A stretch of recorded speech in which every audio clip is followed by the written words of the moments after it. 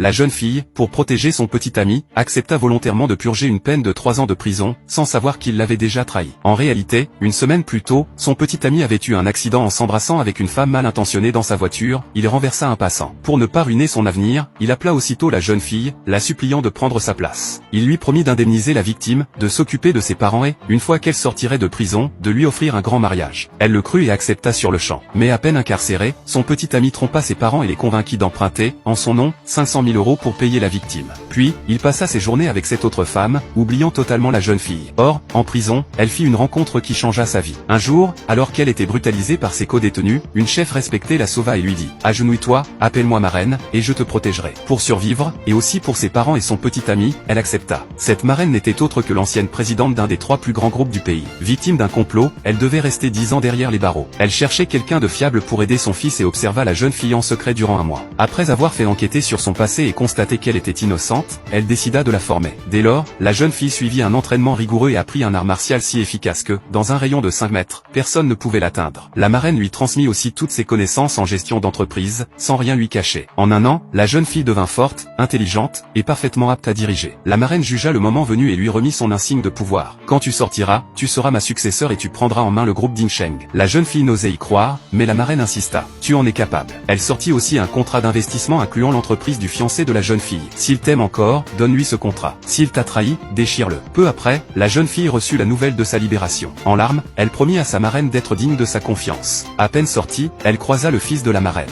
D'un ton hautain, il la menaça. « N'espère pas me diriger. » Elle le reconnut aussitôt et, sans hésiter, mit à terre ses hommes. Effrayé, il s'inclina et l'invita poliment à monter en voiture. La première pensée de la jeune fille alla à ses parents. Elle demanda à être conduite au marché où il travaillait. Mais, arrivée sur place, elle les vit malmenés, leur étal renversé. Furieuse, elle rosse les agresseurs. Puis, en s'approchant de ses parents, elle aperçut dans leurs mains un contrat de prêt. Elle comprit aussitôt, ses parents, honnêtes toute leur vie, n'auraient jamais contracté d'usure volontairement. Au moment où elle allait demander des explications, son petit ami arriva en voiture. Stupéfait de la voir libre, il pensa, n'était-elle pas condamnée à 3 ans? Comment est-elle déjà dehors? Elle, de son côté, crut qu'il avait usé de ses relations pour l'aider. Émue, elle le remercia. Lui en profita pour dire, je ne pensais pas que tu sortirais si vite. Ça tombe bien, je vous invite à ma cérémonie de fiançailles. Ses parents, séduits, le félicitèrent aussitôt. Gênée mais touchée, la jeune fille accepta, précisant qu'elle n'était pas encore prête. Il lui sourit. J'ai préparé une grande surprise pour toi. 3 heures plus tard, elle se rendit à la cérémonie avec ses parents. Mais, à peine arrivée, elle fut la cible de moqueries. Surprise, elle demanda pourquoi on riait d'elle, puisqu'elle était la véritable fiancée. On lui répondit avec ironie. Fiancée, tu ignores donc qui est la vraie héroïne de la soirée? Avant qu'elle n'ait le temps de comprendre, son petit ami monta sur scène. Elle ne dit rien et le regarda calmement. Il prit alors la parole. Je veux remercier une fille très importante.